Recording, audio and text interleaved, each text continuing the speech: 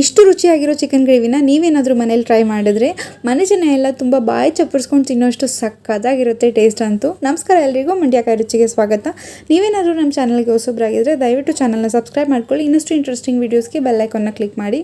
ತಡ ಮಾಡ್ದೇ ಬನ್ನಿ ಇವತ್ತಿನ tasty recipe pepper chicken gravy ಮಾಡೋದು ಹೇಗೆ ಅಂತ ನೋಡೋಣ. ನಾನಿಲ್ಲಿ ಅರ್ಧ kg ಚಿಕನ್ಗೆ 1/4 ಟೀ ಸ್ಪೂನಷ್ಟು ಅರಿಶಿನ ಪುಡಿ, ಅರ್ಧ ಚಮಚದಷ್ಟು ಖಾರದ ಪುಡಿ, ರುಚಿಗೆ ತಕ್ಕಷ್ಟು ಉಪ್ಪು, 1 ಸ್ಪೂನಷ್ಟು ಎಣ್ಣೆ, ಇದ್ರ ಜೊತೆಗೆ ಈಗ ಅರ್ಧ ಟೀ ಸ್ಪೂನಷ್ಟು ಬ್ಲ್ಯಾಕ್ ಪೆಪ್ಪರ್ ಪೌಡರ್ನ ಹಾಕಿ ಚೆನ್ನಾಗಿ ಕಲಸಿಟ್ಕೊಳ್ತೀನಿ. ಇದನ್ನು ಕಲಸಿ ಪಕ್ಕಕ್ಕೆ ಎತ್ತಿಟ್ಟು ಇನ್ನೊಂದು ಕಡೆ ನಾನು ಮಸಾಲೆಗೆ ರೆಡಿ ಮಾಡ್ಕೊಳ್ತೀನಿ. ಮಸಾಲೆಗೆ ನಾನಿಲ್ಲಿ 2 ಟೇಬಲ್ ಸ್ಪೂನಷ್ಟು ಧನಿಯಾ ಬೀಜನ ಹಾಕ್ಕೊಂಡು, 1 ಟೀ ಸ್ಪೂನಷ್ಟು ನಾನಿಲ್ಲಿ ಕಾಳುಮೆಣಸು, 1 ಟೀ ಸ್ಪೂನಷ್ಟು ಸೋಂಪು, 1 ಟೀ ಸ್ಪೂನಷ್ಟು ಜೀರಿಗೆನ ಹಾಕ್ಕೊಂಡು, ಈಗ ಇದಕ್ಕೆ 1 ಪೀಸಷ್ಟು ಕಲ್ಲುವು, 1-2 ಏಲಕ್ಕಿನ ಹಾಕ್ಕೊಳ್ತಾ ಇದ್ದೀನಿ. ಜೊತೆಗೆ 4 ರಿಂದ 5 ಲವಂಗ, 2 ಪೀಸಷ್ಟು ಚಕ್ಕೆನ ಹಾಕ್ಕೊಂಡು, ಇದಕ್ಕೆ 2 ಬ್ಯಾಡಗಿ ಮೆಣಸಿನ್ಕಾಯಿ, 2 ಗುಂಟೂರು ಮೆಣಸಿನ್ಕಾಯಿನ ಹಾಕ್ಕೊಳ್ತಾ ಇದ್ದೀನಿ. ಖಾರ ಜಾಸ್ತಿ ಬೇಕಿದ್ರೆ ಇನ್ನೊಂದೆರಡು ಗುಂಟೂರು ಮೆಣಸಿನ್ಕಾಯಿನ ಸೇರಿಸ್ಕೋಬೋದು. ಇದನ್ನೆಲ್ಲ ಘಮ ಘಮ ಅನ್ನೋವರೆಗೂ ನಿಧಾನಕ್ಕೆ ಮೀಡಿಯಂ ಫ್ಲೇಮಲ್ಲೇ ನಾನು ಇದನ್ನು ಫ್ರೈ ಮಾಡ್ಕೊಳ್ತೀನಿ.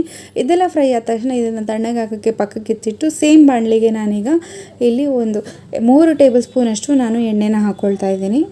ಎಣ್ಣೆ ಕಾದ ತಕ್ಷಣ ಇವಾಗ ಇದಕ್ಕೆ ಅರ್ಧ ಟೀ ಸ್ಪೂನಷ್ಟು ಸೋಂಪು, 1 ಒಣಮೆಣಸಿನ್ಕಾಯಿ, ಸಣ್ಣದಾಗಿ ಹೆಚ್ಚಿರೋ 2 ಹಸಿರು ಮೆಣಸಿನ್ಕಾಯಿನ ಹಾಕ್ಕೊಂಡು, 1-2-3 ಕಡ್ಡಿಯಷ್ಟು ಕರಿಬೇವೆಲೆನ ಹಾಕ್ಕೊಂಡು ಲೈಟಾಗಿ ಫ್ರೈ ಮಾಡ್ಕೊಳ್ತೀನಿ. ಇದೆಲ್ಲ ಲೈಟಾಗಿ ಫ್ರೈ ಆದ ತಕ್ಷಣ ಇದಕ್ಕೆ ನಾನು 2 ಮೀಡಿಯಮ್ ಸೈಜ್ ಈರುಳ್ಳಿನ ಪೇಸ್ಟ್ ಮಾಡಿ ಇಟ್ಕೊಂಡಿದ್ದೆ. ಆ ಪೇಸ್ಟ್ನ ನಾನು ಇದಕ್ಕೆ ಸೇರಿಸ್ಕೊಳ್ತೀನಿ. ಈ ಈರುಳ್ಳಿ ಪೇಸ್ಟು ಸ್ವಲ್ಪ ಲೈಟಾಗಿ ಕಲರ್ ಚೇಂಜ್ ಆಗಿ ಹಸಿ ವಾಸನೆ ಹೋಗೋವರೆಗೂ ನಾನು ಇದನ್ನು ಫ್ರೈ ಮಾಡ್ಕೊಳ್ತೀನಿ. ಈರುಳ್ಳಿ ಸ್ವಲ್ಪ ಫ್ರೈ ಆದ ತಕ್ಷಣ ಈಗ ಇದಕ್ಕೆ 1.5 ಚಮಚದಷ್ಟು ನಾನಿಲ್ಲಿ ಶುಂಠಿ ಬೆಳ್ಳುಳ್ಳಿ ಪೇಸ್ಟ್ನ ಹಾಕ್ಕೊಳ್ತಾ ಇದ್ದೀನಿ. ಇದಕ್ಕೆ ನಾನೀಗ 1/4 ಟೀ ಸ್ಪೂನಷ್ಟು ಅರಿಶಿನ ಪುಡಿನ ಹಾಕಿ ಇದೆಲ್ಲ ಘಮ ಘಮ ಅನ್ನೋವರೆಗೂ ಹಸಿ ವಾಸನೆ ಹೋಗೋವರೆಗೂ ನಾನು ಇದನ್ನು ಚೆನ್ನಾಗಿ ಫ್ರೈ ಮಾಡ್ಕೊಳ್ತೀನಿ. ಎಣ್ಣೆ ಬಿಡೋವರೆಗೂ ಫ್ರೈ ಮಾಡ್ಕೋಬೇಕು. ಈರುಳ್ಳಿ ಎಲ್ಲ ನೀಟಾಗಿ ಫ್ರೈ ಆದಮೇಲೆ ಸುತ್ತ ಎಣ್ಣೆ ಬಿಡೋಕ್ಕೆ ಸ್ಟಾರ್ಟ್ ಆಗುತ್ತೆ. ಇವಾಗ ಇದಕ್ಕೆ ನಾನು ಅರ್ಧ ಟೀ ಸ್ಪೂನಷ್ಟು ಮತ್ತು ಕಾಳು ಮೆಣಸಿನ ಪುಡಿನ ಹಾಕ್ಕೊಳ್ತಾ ಇದ್ದೀನಿ. ಪೆಪ್ಪರ್ ಪೌಡ್ರ್ ಹಾಕಾದ್ಮೇಲೆ ಇದನ್ನು ಸ್ವಲ್ಪ ಲೈಟಾಗಿ ಫ್ರೈ ಮಾಡ್ಕೊಳ್ತೀನಿ. ಇದೆಲ್ಲ ನೀಟಾಗಿ ಎಲ್ಲ ಫ್ರೈ ಆದ ತಕ್ಷಣ ಇವಾಗ ಇದಕ್ಕೆ ನಾನು ಆಗಲೇ ಮ್ಯಾರಿನೇಟ್ ಮಾಡಿಟ್ಟಿರೋ ಚಿಕನ್ನ ನಾನು ಇದಕ್ಕೆ ಸೇರಿಸ್ಕೊಳ್ತಾ ಇದ್ದೀನಿ. ಚಿಕನ್ ಗ್ರೇವಿ ಮಾಡಬೇಕಾದ್ರೆ ಚಿಕನ್ ಮ್ಯಾರಿನೇಟ್ ಮಾಡಿ ಆಮೇಲೆ ಅದನ್ನು ಬೇಯಿಸೋದ್ರಿಂದ ಟೇಸ್ಟ್ ಚೆನ್ನಾಗಿರುತ್ತೆ. ಮಸಾಲೆ ಎಲ್ಲ ಚಿಕನ್ಗೆ ಸೇರಿಕೊಂಡಿರುತ್ತೆ. ನಾವು ಯಾವಾಗಲೂ ನಾನ್ ವೆಜ್ ಮಾಡಬೇಕಾದ್ರೆ ಅದರಲ್ಲೂ ಚಿಕನ್ನಲ್ಲಿ ಏನಾದರೂ ಮಾಡಬೇಕಾದ್ರೆ ಚಿಕನ್ನ ಫ್ರೈ ಮಾಡಿದಷ್ಟು ಚಿಕನ್ ಟೇಸ್ಟಿಯಾಗಿರುತ್ತೆ, ಇನ್ನೂ ರುಚಿ ಹೆಚ್ಚಾಗುತ್ತೆ. ಅದಕ್ಕೋಸ್ಕರ ಇದನ್ನು ಆದಷ್ಟು ಫ್ರೈ ಮಾಡ್ಕೋಬೇಕು. ಈ ಚಿಕನ್ ಗ್ರೇವಿಗೆ ನಾವು ಯಾವುದೇ ರೀತಿಯಾದಂಥ ಬೇರೆ ಮಸಾಲೆನ ಬಳಸ್ತಾ ಇಲ್ಲ, ಆಗಷ್ಟೇ ಫ್ರೆಶ್ಶಾಗಿ ಅಲ್ಲಿಂದಲ್ಲೇ ಮಾಡಿರೋವಂಥ ಫ್ರೆಶ್ ಮಸಾಲೆನ ಬಳಸ್ತೀವಿ. ಅದರಿಂದ ಇದ್ರ ಟೇಸ್ಟ್ ಇನ್ನೂ ಸಖತ್ತಾಗಿರುತ್ತೆ. ಇದೆಲ್ಲ ಈ ರೀತಿ ನೈಟಾಗಿ ಫ್ರೈ ಆದ ತಕ್ಷಣ ಇದನ್ನು ಮುಚ್ಚಿಟ್ಟು ನಾನು ಇದನ್ನು ಬೇಯಕ್ಕೆ ಇಡ್ತೀನಿ. ಇನ್ನೊಂದು ಕಡೆ ನಾನೀಗ ಆಗಲೇ ಹುರಿದಿಟ್ಟಿರೋ ಮಸಾಲೆನ ಕುಟ್ಕೊಳ್ಳೋಕ್ಕೆ ರೆಡಿ ಮಾಡ್ತೀನಿ. ಒಂದು ಕುಟಾಣಿ ತೊಗೊಂಡು ಎಲ್ಲ ಮಸಾಲೆನೂ ಅದಕ್ಕೆ ಸೇರಿಸ್ಕೊಳ್ತೀನಿ. ಎಲ್ಲ ಮಸಾಲೆನೂ ಅದಕ್ಕೆ ಸೇರಿಸ್ಕೊಂಡು ನೀಟಾಗಿ ಕುಟ್ಟಿ ಪುಡಿ ಮಾಡ್ಕೊಳ್ತೀನಿ. ನೀವು ಬೇಕಾದರೆ ಮಿಕ್ಸಿಲೂ ಕೂಡ ರುಬ್ಕೋಬೋದು, ಆದರೆ ಕುಟ್ಟೋದ್ರಿಂದ ಒಂದು ಸ್ವಲ್ಪ ಟೇಸ್ಟ್ ಚೆನ್ನಾಗಿರುತ್ತೆ. ಕುಟ್ಟಬೇಕಾದ್ರೆ ನಾನು ಇದಕ್ಕೆ 2 ಕಡ್ಡಿಯಷ್ಟು ಕರಿಬೇವೆಲೆನೂ ಹಾಕ್ಕೊಂಡಿದ್ದೀನಿ. ಇದನ್ನೆಲ್ಲ ಚೆನ್ನಾಗಿ ಪುಡಿ ಮಾಡ್ಕೊಳ್ತೀನಿ. ಆದಷ್ಟು ಯಾವುದೇ ಮಸಾಲೆ ಆದರೂ ನಾವು ಮನೇಲೇ ಮಾಡೋದ್ರಿಂದ ನಾವು ಮಾಡೋ ಅಡುಗೆಗೆ ಒಂದು ಎಕ್ಸ್ಟ್ರಾ ರುಚಿ ಆ್ಯಡ್ ಆಗುತ್ತೆ. ಅದಿನ್ನೂ ರುಚಿಯಾಗಿರುತ್ತೆ, ಘಮಘಮವಾಗಿರುತ್ತೆ. ಇದನ್ನು ಈ ರೀತಿ ನಾನು ಪುಡಿ ಮಾಡಿ ಇಟ್ಕೊಂಡಿದ್ದೀನಿ. ಚೆನ್ನಾಗಿ ಕುಟ್ಟಿ ಈ ರೀತಿಯಾಗಿದ್ದರೆ ಸಾಕಾಗುತ್ತೆ. ಈ ಮಸಾಲೆನ ಪಕ್ಕಕ್ಕೆ ಎತ್ತಿಟ್ಟು ಚಿಕನ್ನ ಸ್ವಲ್ಪ ಕೈ ಆಡಿಸ್ಕೊಂಡು ಈಗ ಇದಕ್ಕೆ ನಾನು 2 ಮೀಡಿಯಮ್ ಸೈಜ್ ರುಬ್ಬಿರೋ ಟೊಮೆಟೊನ ನಾನು ಇದಕ್ಕೆ ಸೇರಿಸ್ಕೊಳ್ತಾ ಇದ್ದೀನಿ. ಟೊಮೆಟೊ ಪೇಸ್ಟ್ನ ನಿಧಾನಕ್ಕೆ 2 ನಿಮಿಷ ನಾನು ಇದರಲ್ಲಿ ಚಿಕನ್ನಲ್ಲೇ ಬೇಯಿಸ್ಕೊಳ್ತೀನಿ.